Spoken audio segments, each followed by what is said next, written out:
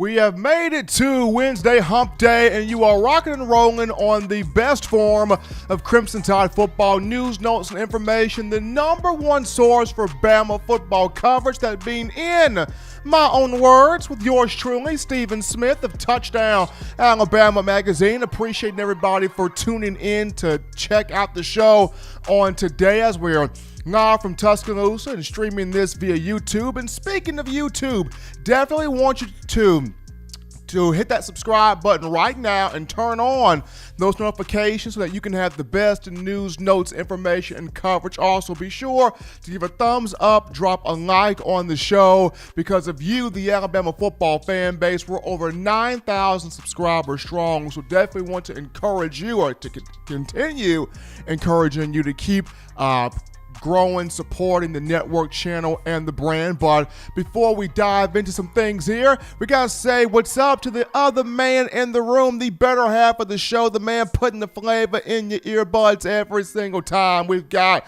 John Ivory in the production room. John, what's going on? Hey, what's going on? Roll Tide to all my Tide fans out there. Make sure y'all share the show and like to chat up with your comments. Let's get the thing leady, man. All right, and you can do all of this because we want you a part of the conversation, and you can do this by calling 205-448-1358. Once again, that number, 205-448-1358. And one more time, 205-448-1358, the number to call in to voice your opinions, your thoughts, your viewpoints. What do you want to talk about in discussing Alabama football? It's going to be awesome. A little bit later, so we'll sit down with former Alabama wide receiver Matt Caddell, as we do every single Wednesday. But starting this thing off here with a couple of updates. And the first one, Alabama's recruiting class for 2021 getting better and better. The Tide landing its 8th commitment in this class, and 4-star wide receiver Christian Leary from Orlando, Florida. This young man, an absolute speed demon at 5'9", 180 pounds. The third wide receiver out of the Florida area Alabama has picked up, joining Ja'Cory Brooks and Ajayi Hall.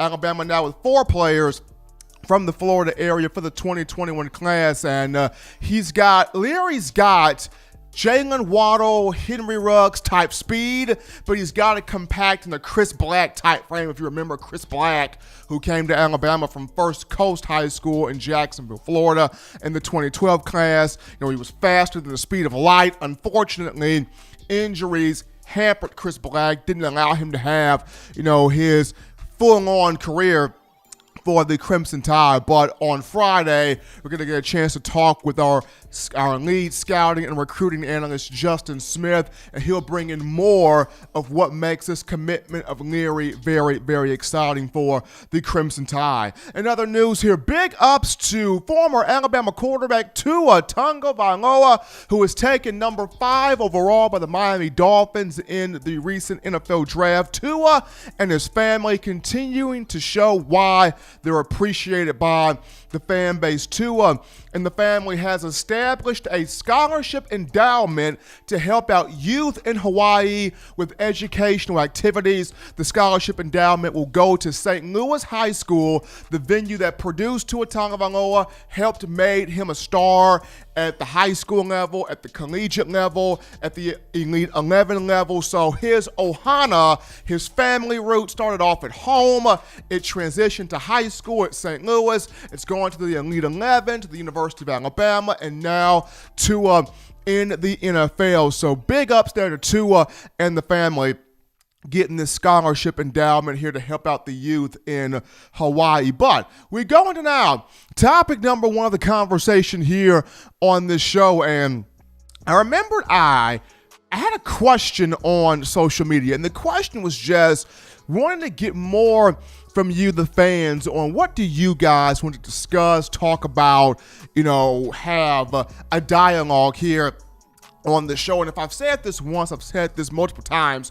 You as the fan, you drive the content, right? You make Alabama football popular. You make it exciting. If you guys aren't talking about it, then there is no reason to discuss the Crimson Tide, because if you don't have anybody talking about you, then are you really relevant to be in a conversation. So I asked the question about, what do you as the fans, what makes you excited about this year's football team? And one of the responses I got back was, well, Steven, what is the specific difference between the program that David Ballou and Dr. Matt Ray are doing versus what Scott Cochran's done? What's the specific difference between the programs? Because, what Scott Cochran did, it brought Alabama 5 national championships. What Scott Cochran did, it brought Alabama 6 conference titles.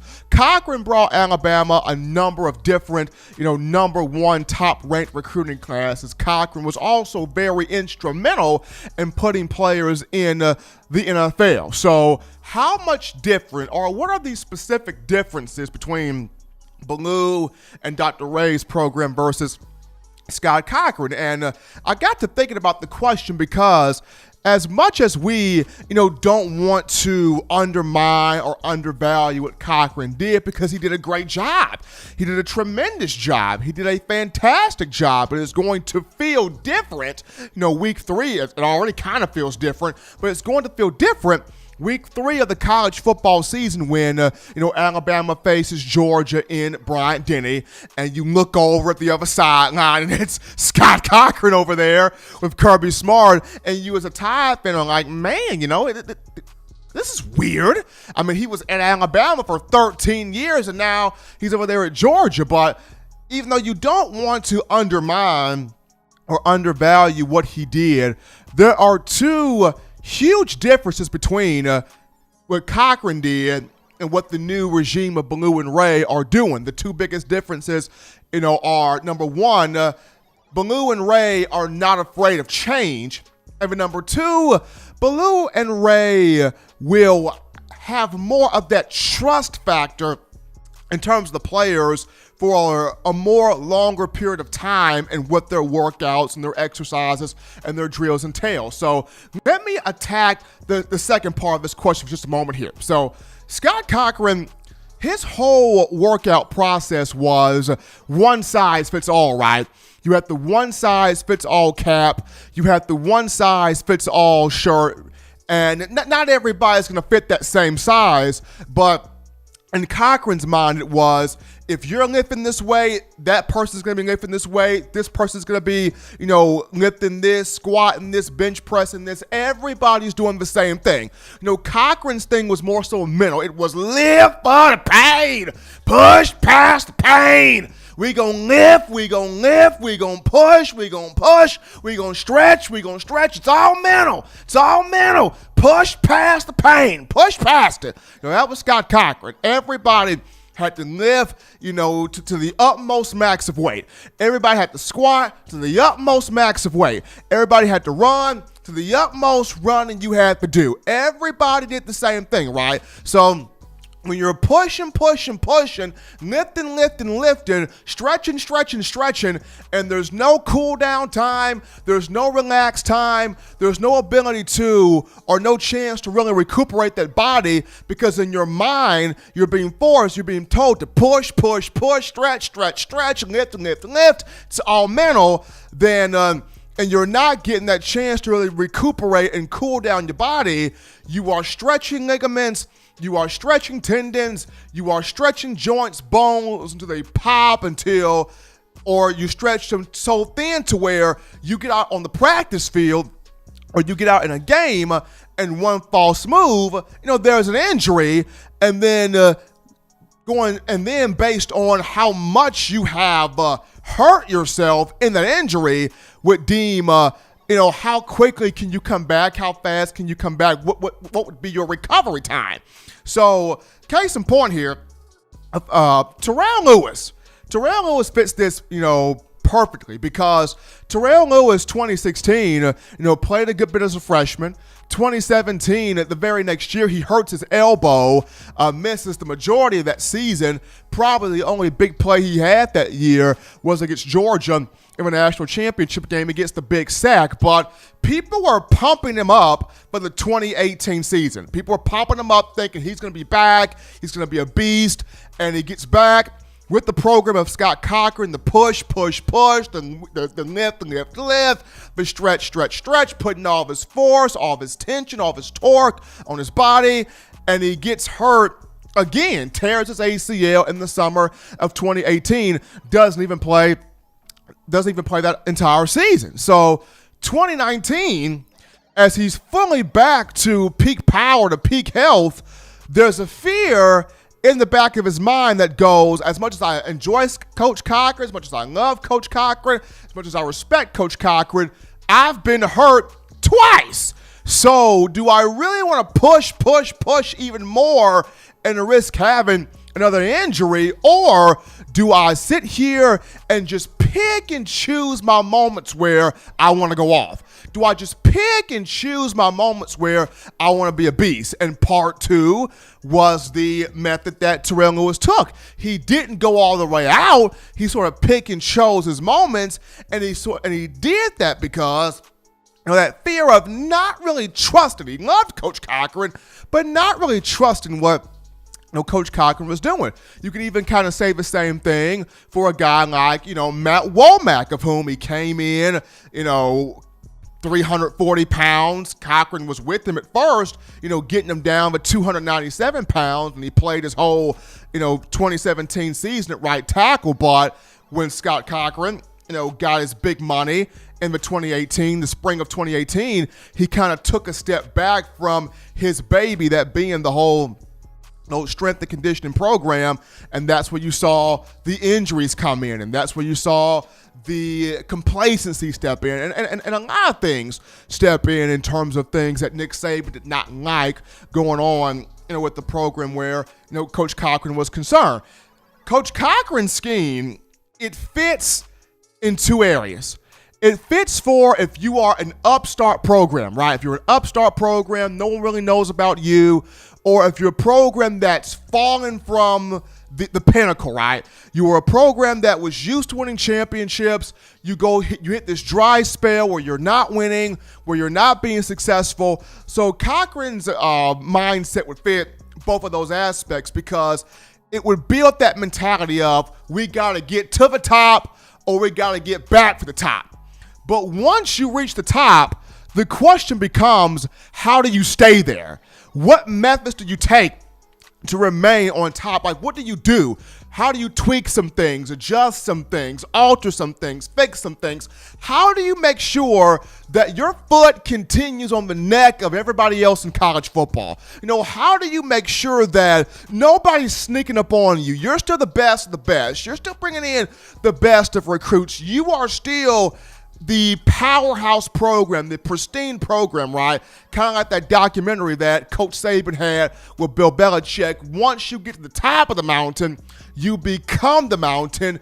And this is where the journey actually really starts. Like, how do I keep myself fresh? How do I keep myself on top? How do I keep myself at the forefront? And that's kind of where, Scott Cochran had his issues at, because in his mind, it's, my program has been so effective. We've won 5 championships, 5 titles, 6 SECs. Why change? Why go somewhere different? I mean, you even had, Jeff Allen, the athletic trainer, trying to show Scott Cochran some things. And, Jeff Allen's on the cutting edge of everything in technology, and Cochran's just pushing Allen away. We don't need that. I don't need that. Bump that. Forget that. What we've done here, what I've done here, this is where the championships have been won. This is where, we've been great at. If it ain't broke, don't fix it.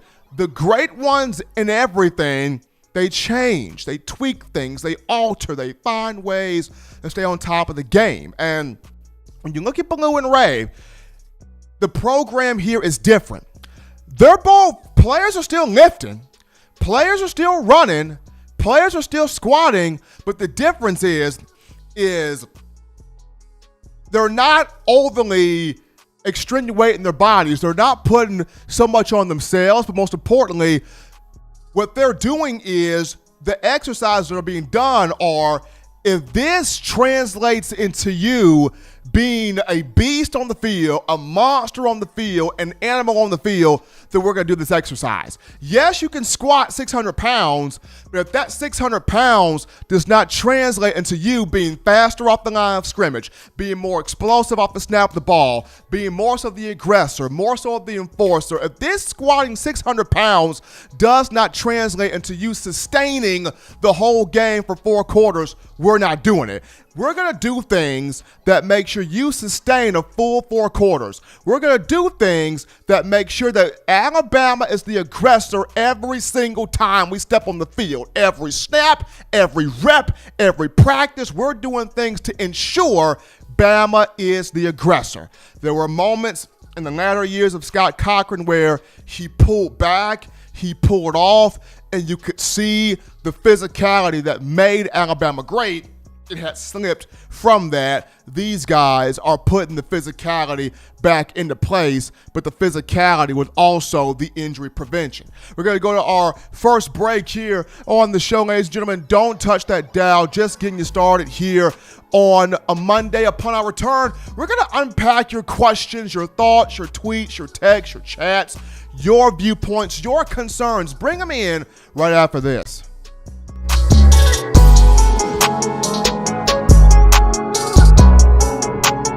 Every sports fan deserves the proper representation. Whitwell Sports introduces to you the Title Towel. Wave that Title Towel in the air like you just don't care in support of Nick Saban and the Alabama Crimson Tide. Only $9.99 and it lasts a lifetime. Head on over to whitwellsports.com and get your Title Towel today.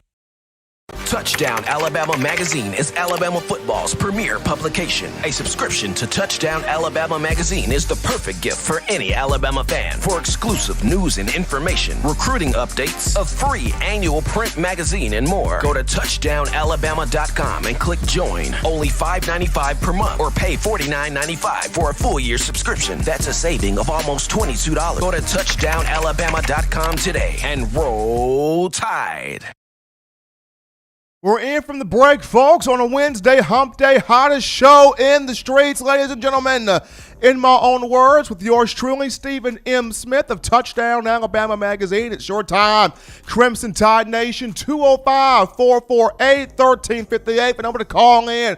Drop a line and let your voice be heard, 205-448-1358. And one more time, 205-448-1358. You can also text with that number and leave a voicemail with that number as well. We go to Waylon to start our Wednesday. Waylon, my man, what's going on? Man, I'll tell you what, it's hump day, TDA, hey, what more do I need to say? What's going on down at TDA, Stephen? Doing good, man. Alabama picked up its 8th verbal commitment for 2021, so recruiting's picking up. They get a 4-star speed demon and Christian Leary, who, if you watch the tape, he resembles Waddle and Henry Ruggs. So, as always, excited to get another Florida receiver. Always exciting to get more wide receivers down at Alabama. We need more receivers where we'll have the core like we had last year, where we can just dump it out to anybody who want to, running wide open there. Mac Jones lay that ball out there, and they take it right on down to the end zone, Stephen. I mean, all that's missing right now, Wade, and all that's missing right now is a 5-star tight end. And I know that tight ends don't, big-time tight ends don't come in every single recruiting class, but I feel like that's the one ingredient that Alabama's missing right now is where is that Ozzie Newsome, OJ, Irv Smith? Where's that tight end that we can put in here with these guys?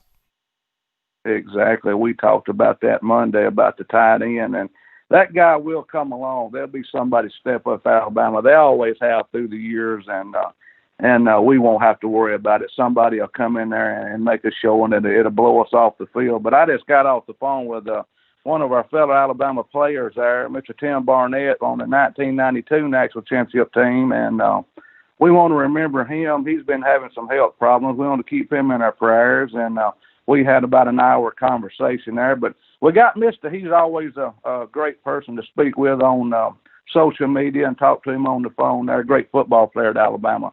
Was on a historic team there in 92. We have to remember historic team 92 was. But we remember now yesterday we got somebody going in on the ballot in the Hall of Fame. Who do we have? Do you know who that is, Stephen? Well, we got two guys going on the ballot in the Hall of Fame, Wayne, and that being former Alabama defensive back Antonio Langham and former Alabama offensive lineman Mr. Chris Samuels. That's it. Chris for Bobby. Not Bobby, but Sean. Man, he opened up a lot of holes for Sean Alexander. Chris did, and Antonio Langham in '92, of course, he won 2 ball games, and that's what the poem's about today. So we got a lot of people in the queue, so we're going to try to hit one quick here and get out of here and let the people light the queue up. So just tell me when you're ready, Stephen. Let's do it. Roses are reds. The Crimson makes teams blue. It was December the 5th, 1992. It was Bama versus Florida, SEC championship this day. At Legion Field, the old gray lady, this game was played. The sky was gray. The cold wind blowed. The game was back and forth. All the fans knew this was a toehold. Florida scored first. Bama scored the next 21. We thought we had Florida on the run. With a pair of TDs, the Gators would tie. Midway through the fourth, man, the crowd was alive. Bama and the Gators were tied with 3:16 left on the clock. The thunder rolled, the lightning popped. Antonio Langham got the drop. Shane Matthews knew he had done his best, but the future Hall of Famer put Florida to rest. All right, everybody, it's good to see everybody, talk to everybody. Hope everybody's well on the chat. Call in, light up the phone lines. We'll see everybody Friday at 6 p.m. Bye-bye, Stephen. Appreciate that, Wayne, and got the poem there recognizing the 1992 team. Antonio Langham, what a phenomenal interception that was. But as we get into now the actual topic here, as Wayne mentioned it, according to the National Football Foundation and the College Football Hall of Fame, Alabama did land 2 of its great players into the Hall of Fame for on the ballot, the 2021 ballot for the Hall of Fame, that being former Crimson Tide defensive back Antonio Langham, who played from 1990 to 93, and former Alabama offensive lineman Chris Samuels. Both guys were outstanding players. Langham was an interception machine. 19 career picks for Antonio Langham. 19. I mean, he had 6 of those in the 92 season. Of course, the big one was in this SEC title game against Florida, the inaugural conference championship game. And then in 93, he had 7 picks.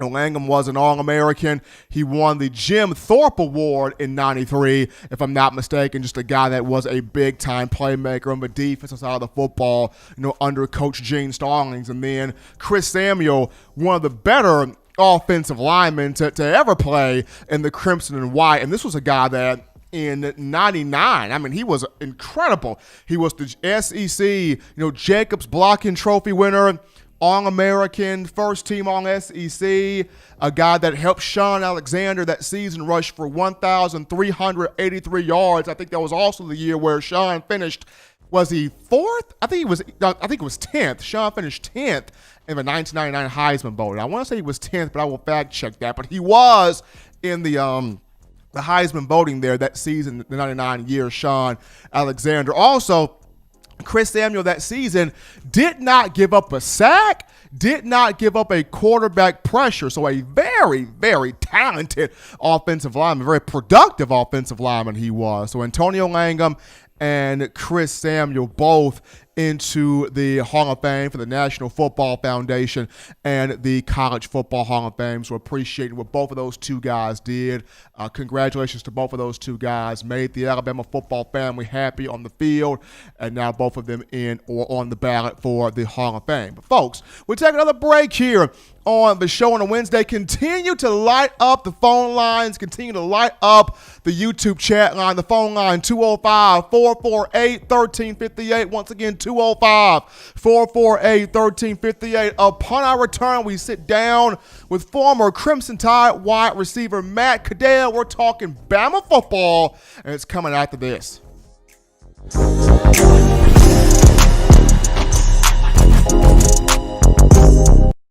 If you want delicious home-style cooking, sushi, and hibachi, check out Otoro Hibachi in the University Mall in Tuscaloosa, Alabama. At home and you can't get away from the TV because the Crimson Tide is about to score? Don't worry. Delivery is also available through Waitr and Crimson2go. That's Otoro Hibachi in the University Mall in Tuscaloosa, Alabama. And make sure you let them know the good folks at Touchdown Alabama sent you. Touchdown Alabama Magazine is Alabama football's premier publication. A subscription to Touchdown Alabama Magazine is the perfect gift for any Alabama fan. For exclusive news and information, recruiting updates, a free annual print magazine, and more, go to touchdownalabama.com and click join. Only $5.95 per month or pay $49.95 for a full year subscription. That's a saving of almost $22. Go to touchdownalabama.com today and roll Tide. We're back in, folks, rocking and rolling here on a Wednesday hump day to the best form of Crimson Tide football news, notes, and information in my own words with yours truly, Stephen M. Smith. And as always, folks, be sure to hit that subscribe button, turn on those notifications so that you can have the best news, notes, analysis, and coverage on your Crimson Tide. Also, give a like, give a thumbs up on the show. But we go to the hotline right now. We pick up Matt Caddell. It's always Wednesday, and it's fun to talk Alabama football with the former legendary wide receiver. Matt, what's going on, man? How you feeling? Feeling great. Ready to get this show started. Absolutely ready to get it rocking and rolling with you here, Matt. And, first and foremost, we are seeing a lot of student athletes, a lot of, Alabama current players on this football roster, speaking out on social media, using their platform to create a dialogue, create a conversation of what's going on what has been happening, in our world, in our society today. When you see these young men, Matt, speaking out, being bold, using their platform to, want change, evoke change, want to provide change. I mean, what does that do for you as somebody that has played in this program, as somebody that's been a part of this program? You're seeing these young men, really be bold and use their voice. I'm really proud of those players. Shows a lot of leadership and character about those guys. You look at players like LeBron James, who use their platform to, kind of evoke change. And, I think Wendell Hudson, who's the first black scholarship athlete at the university, they just retired his jersey in February. I think he said it best that, with all the, the inequality, the social unrest that's going on in America, I love to see these players not only use their voice to, voice their opinions and have those conversations, but I want to see them use that same energy and move forward and, to really help. I'd love to see these guys vote. I would love to see our young players, be leaders in the community, help those people get registered to vote. I'd like to see these guys vote. And I think that's somewhere where you can start just by voting to try to not only be a leader in your community, but try to affect change in society today. Another thing that's trying to change here, Matt, is definitely the Alabama defense the last 2 years. Not what Crimson Tide fans grew accustomed to. I know last year, 2019, you had some injuries that were involved there, but everybody or the bulk of the cupboard is back for the Crimson Tide. You have Pete Golding, who enters his third year overall in the program, but second year as the primary defensive coordinator. I talked about on Monday how fans should be able to trust this year's defense with the guys that are back with another year under Pete Golding's belt, so he kind of knows what to expect going into the upcoming season. Just for you, being a former player, how much do you trust this defense? How much do you trust Pete Golding entering the upcoming fall? I trust him. I have a lot of confidence in the defense and the defensive staff. I think Coach Golden is going to, in his second year being a defensive coordinator, he's going to be that much better, know how to really talk to his guys. He's going to have more experienced players up under his belt. We also have the addition of Charlie Strong and Freddie Roach. So we have a lot of defensive minds, to really kind of help us have a dominant defense You're going to have Dylan Mosley's back. He's going to kind of be the alpha male leader of the defense from the linebacker position, really get our guys lined up, really being the quarterback of the defense. And I think we just have a hungry group of guys and high character guys that are ready to go out there and prove a point and get us back to the promised land.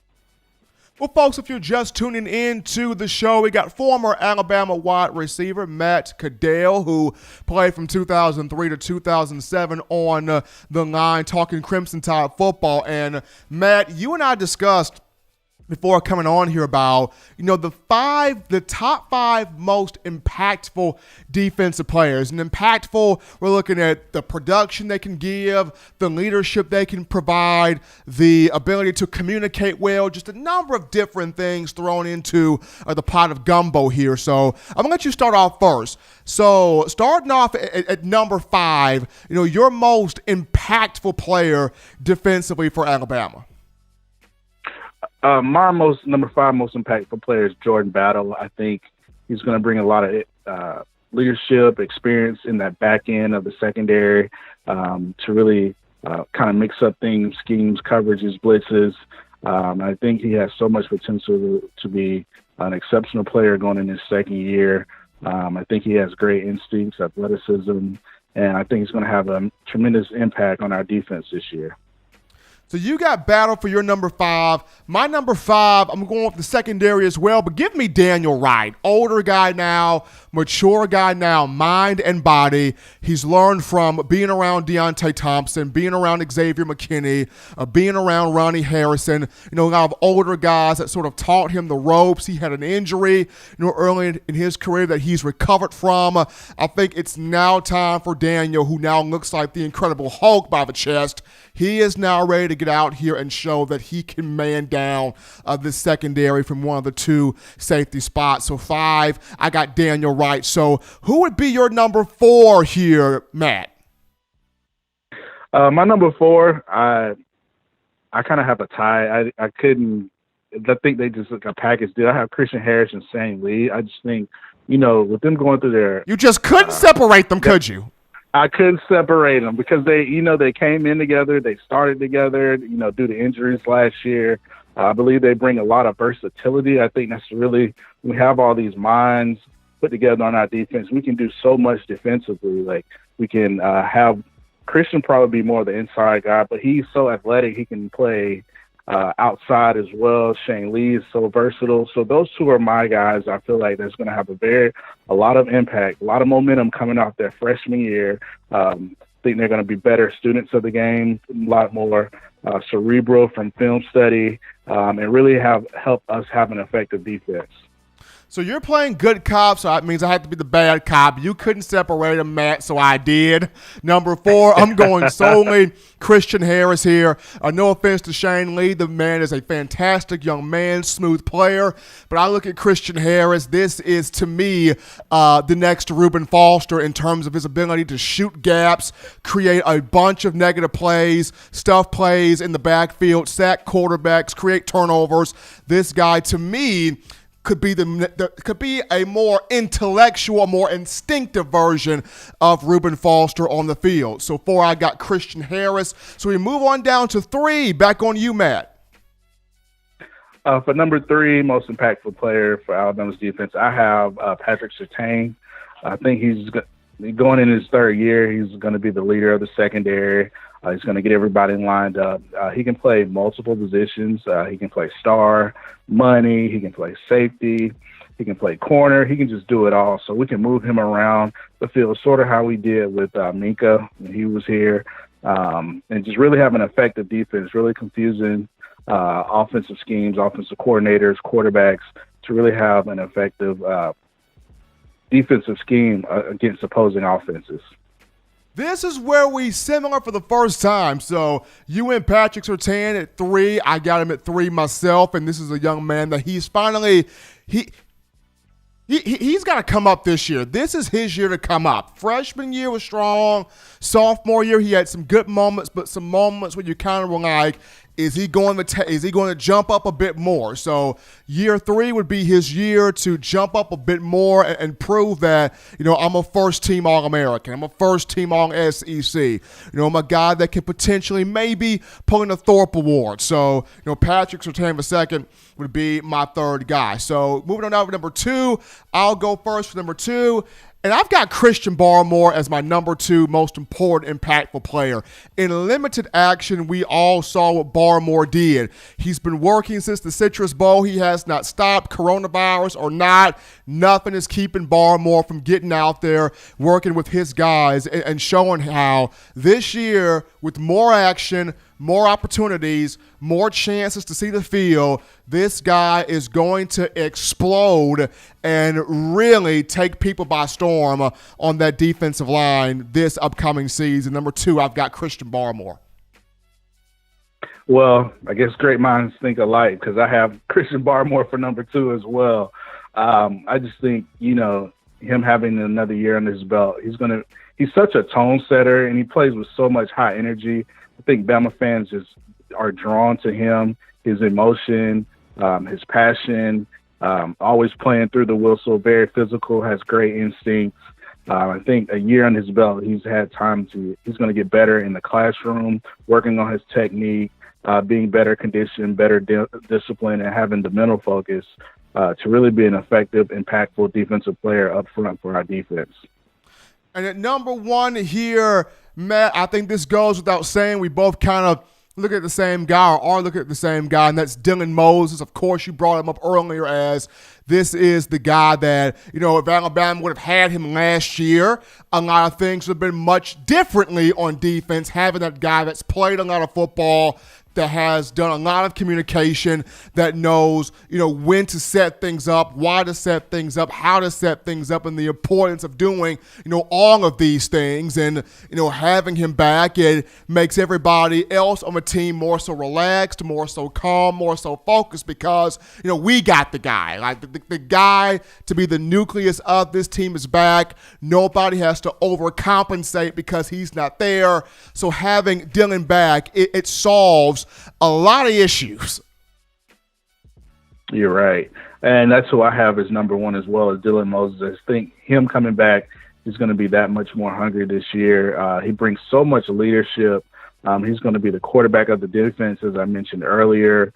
I believe he's going to be more cerebral. He had a time to kind of watch the game from the sideline, kind of be in the coach's room and kind of pick their brains. He's so athletic, he's strong, he's fast, he's smart, and he's going to be kind of like a coach on the field, just getting our defense lined up, really confusing offenses, and I think he's going to have such a great impact this year on Alabama's defense. Looking forward to watching the Crimson Tide take the field this season. Hopefully we can get some summer practices in here, some summer work, some fall camp, so that way we can really get out there and watch the Crimson Tide and look for national championship number 18 for Coach Saban. This is what he's trying for his 7th overall to surpass the great legendary Coach Paul Bear Bryant. But as always, every Wednesday, we're graciously joined via the phone lines by former Alabama wide receiver Matt Caddell. And Matt, as always, man, we appreciate the time, you coming on, talking Tide football, having these discussions. As always, man, you stay safe, be good out there. Thanks for having me, and always roll Tide. Always fun having Matt Caddell here on the show talking the Crimson Tide. But we're going to take another break here, folks, because when we come back, we're unpacking more of your phone calls, your tweets, your texts, your chats, your viewpoints. 205-448-1358. 205-448-1358. We want to hear from you on your favorite program, the Alabama Crimson Tide, after this.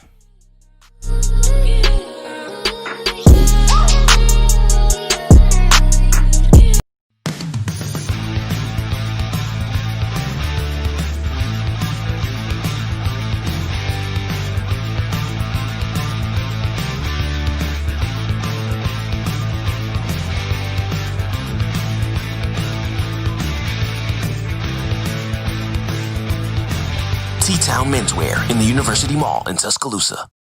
Touchdown Alabama Magazine is Alabama football's premier publication. A subscription to Touchdown Alabama Magazine is the perfect gift for any Alabama fan. For exclusive news and information, recruiting updates, a free annual print magazine, and more, go to touchdownalabama.com and click join. Only $5.95 per month or pay $49.95 for a full year subscription. That's a saving of almost $22. Go to touchdownalabama.com today and roll Tide. All right, folks, we're in here talking Crimson Tide football from the break on the hottest show in the streets here in my own words with yours truly, Stephen Smith of Touchdown Alabama Magazine. And as always, folks, it's your time, 205-448-1358. The number to call in to let your voice be heard on the channel, on the network, 205-448-1358. And one more time, 205-448-1358. But as you're getting your thoughts, as you're getting your ideas together here, Jadarius Towson, who was in the transfer portal, former Alabama wide receiver who came into the 2017 class, the 4-star from Tanner High School in Alabama. He made his transfer decision on Thursday. He is now a member of the Texas Tech Red Raiders in the Big 12, giving his commitment, giving his yes to Texas Tech as he joins the likes of, Terrell Shavers, who's found a home now at Mississippi State, Talia Tagovailoa, who's now at Maryland, Nigel Knott, who's at East Carolina, Scott Lashley, who's also at Mississippi State, Jerome Ford also, who is at Cincinnati. And John, is it me, or did Jadarius Towson and Tyrone Shavers find new homes really quickly? Yeah, they got out of there quick. They hardly touched the transfer portal. I mean, they probably had something set up beforehand. So. I mean, I'm just saying. I mean, we're looking at, Markel Benson still in there. Scooby Carter has been in the transfer portal twice. He went in, he came back out, he went back in. He's still kind of in that portal trying to figure out where is he going to go to. Giles Amos, former tight end, still in the portal. So the likes of Terrell Shavers and Jadarius Towson did not waste any time finding a new program, a new home, a new venue. And for Towson, he's going to have some big playing time at Texas Tech. The Red Raiders, not a lot of premier receivers on the roster. The quarterback, of course, is Jet Duffy, who was pretty solid last year. And the Red Raiders in Towson, they're going to have a slot receiver. They're going to have somebody that can maybe take a direct snap, run a wildcat, do an end-around, pop pass, jet sweep play, and also somebody that can be very elusive and productive for them on special teams as well in the punt return, kick return game. And just going back to something that I've mentioned before, it sucks seeing him no longer with the Tide just due to, Towson has a lot of talent. He has a lot of ability and capability. It was just that in his time at Alabama, he was put in so many different spots. He started off as a wide receiver, but then Alabama got too loaded at wide receiver. So then Nick Saban says, you know what? Let's throw you over here to DB because we're thin at defensive back. Well, they put him at defensive back, and then the defensive back room got overcrowded. So then Coach Saban goes, well, we're kind of thin at running back, so we're going to throw you over there. And then the running back room gets crowded. So Coach Saban says, well, Chad, you always were a receiver, so let's bring you back home to receiver. He never got really an opportunity to just be at one spot and grow at one spot. And though playing multiple roles for the Crimson Tide, it makes you more marketable as a player. Yes, it does. It has NFL scouts have more light on you, which that does happen. But at the same time, for somebody who's not a marquee player or not a big name player, and at that time Towson was not, it's always good to have a starting niche. Be somewhere where you can, let your roots grow, where you can start your development, where you can create your motif, create your place, create your role, if you will. And then as you get better in that role, as you get more defined in that role, as you get more comfortable in that role, then if you wanted to take on something else, if you wanted to try something else, if you wanted to, put your hand towards something else, then I can see that. But for Towson, he never really got the opportunity to sink in to one role. Step into one role, learn one role, be the best at it, be a beast at it, craft out some much needed experience time at it, and then, go from there. But at Texas Tech, it'll be interesting. It'll be fun. It'll be awesome, watching him, for the Red Raiders be able to, run around, catch passes, make plays, do that type of ordeal. And then as always, once again, this is, the freshman class coming in here that's really pushing. The freshman class coming in here that wants to get on the field. The freshman class coming in here, especially at wide receiver, that want to do their thing. When you discuss Javon Baker, when you discuss Trayshawn Holden, when you discuss Thiu Jones-Bell. So this is definitely more so that freshman class working, proving that, hey, our time is now.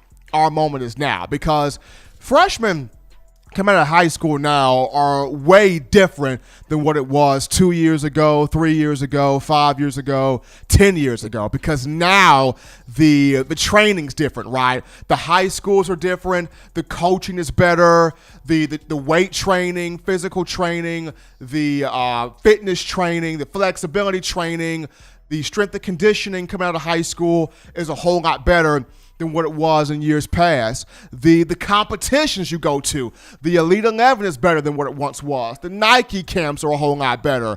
The Under Armour All-America games are a whole lot better. The U.S. Army All-America games are a whole lot better. Just the whole vibe of going from high school to college, these young men are much so prepared, right, to go on a college football field, have a chance to start week one, start day one, and prove that, they belong on the college field.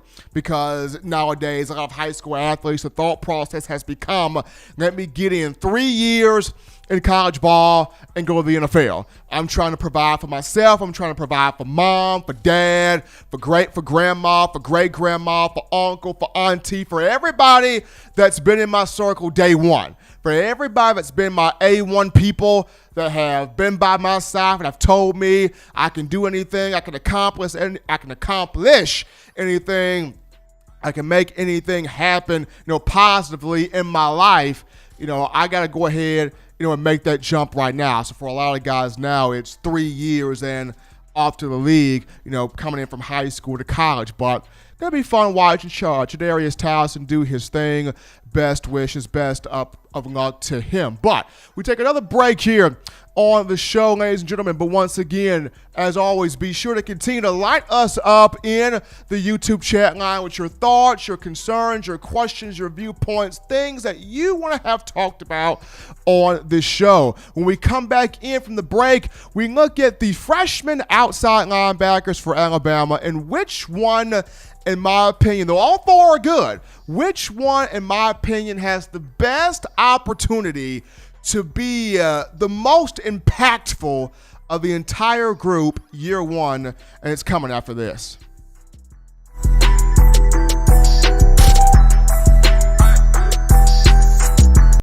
If you're an avid Alabama Crimson Tide fan and you love to flaunt it, then show your Alabama Crimson Tide support by grabbing the All-Bama sneakers. They feature bold Crimson Tide graphics, so no one will be able to question where your allegiance lies. When you add these sweet sneakers to your Alabama Crimson Tide collection, go to stsfootwear.com and use the code TDAlabama for $15 off your purchase. That's code TDAlabama for $15 off your purchase. Go to stsfootwear.com and get your All-Bama sneakers today.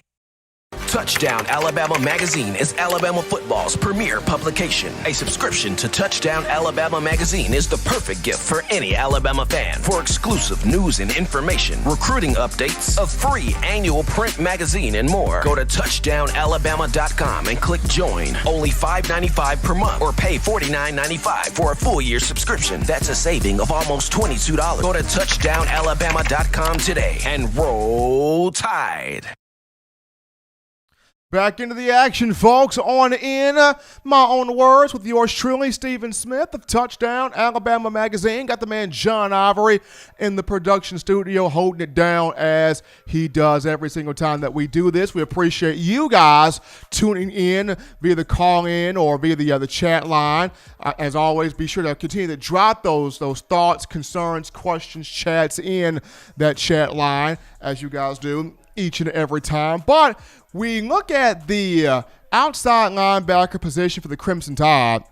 There are, 4 freshmen at that spot here. And while all 4 guys are talented, all 4 guys are gifted, all 4 guys have a lot to bring to the table. As I mentioned before the break, there is one guy in this group of 4 that I believe will have the biggest impact right out of the gate, will have the biggest impact year one, day one, because of his speed, because of his ability to convert speed to power, because of his instincts, but also his uncanny ability to affect the quarterback and not allow himself to be blocked out of the play. And that being one William Anderson, the 5-star out of Dutchtown High School in Georgia. And for Anderson, it's interesting because now I remember we had a caller on Monday's show that compared him to Terrell Lewis. And though there's some similarities between both guys, to me, when I watch Will, I see more of Tim Williams than Terrell Lewis. The body structure tells it from the get-go. Anderson at 6'3", 233 pounds. Tim Williams, when he played, he was about 6'4", 6'4", 240. Now, where, Will is concerned, and Drew Sanders is going to be good. Quandarius Robinson is going to be good. Chris Broswell is going to be good. It's going to be fun seeing all, 4 guys. But when I look at Will, especially when you watch this young man's tape here in his film, where he stands out on screen, he has a way of timing the actual snap count. His explosion off the ball, at the moment that ball is snapped, he's already got a foot toward the quarterback. Like, he's already got inches toward getting after the quarterback or whomever has the football on this particular play. He's got long arms, long hands, so he's able to dislodge or disengage himself from blocks and meet in the backfield to create a tackle for loss, to create a sack, to create a fumble, a turnover, to create, a negative play. And when I look at, this upcoming season, this is something that Nick Saban wants to have on the field. Where can I find, or do we have that speedy, powerful, elusive edge rusher that we can have as that hybrid defensive end, outside linebacker? We can walk this particular player down on the line of scrimmage and just say, your job, young man, you see that quarterback, you see that running back, you see the football, go after it, go attack it, go get the football. Because I felt like, Alabama this past year, it didn't have enough guys that had that type of mentality. Christian Barmore had that mentality, absolutely. With each passing week, Christian Harris gained that mentality. You had a couple of guys, 1 or 2 guys, 3 guys at the most, that had that mentality of see ball, get ball. That's the ball. I'm a pit bull. That's the scrap of meat. I'm going after this football. I don't care who's in my way. I'm knocking them over. I'm getting after the quarterback if he's got it. I'm getting after the running back if he's got it. I'm even getting after an offensive lineman if they so happen to have the football in their hands. So, Alabama did not have enough of those guys this past year. And when you look at a Will Anderson, he presents that opportunity. And a game that I can see him really stepping out and doing these types of things, you look at the Week 3 matchup against Georgia. Week 3 at Bryant-Denny against the Bulldogs, Kirby Smart and Scott Cochran. That will be a very intriguing game for the breakout party, the emergence, the introduction, as I should say, of William Anderson. And the reason why I say Georgia is you're bringing in Jamie Newman, And Jamie Newman's a talented quarterback, the transfer from Wake Forest. The only legitimate defense he played last year was Clemson, and he didn't look all that great against Clemson. He looked great against other programs in the ACC, but when you don't look particularly good against the one team that has a dynamic defense, that's kind of a question mark. That's kind of a struggle thing, if you will. That's a tough pill to swallow, because now you're in the SEC, and you're going to play against dominant defense after fierce defense after marquee defense every single week. And off the bat, early on, you're facing Alabama. So Jamie Newman is going to have a front line that lost two great talents to the NFL. You lost Isaiah Wilson from the offensive line, and you lost Andrew Thomas, who got drafted number 4 overall to the New York Giants. So, and then we're also with a new offensive coordinator, with Newman being more so of a dual threat athletic guy. Watch for Georgia to kind of roll Newman out of the pocket quite a bit next season. Roll him out of the pocket, try to get him on the edge, so to speak. So if they decide to do this, this becomes huge for Will Anderson. Here's why.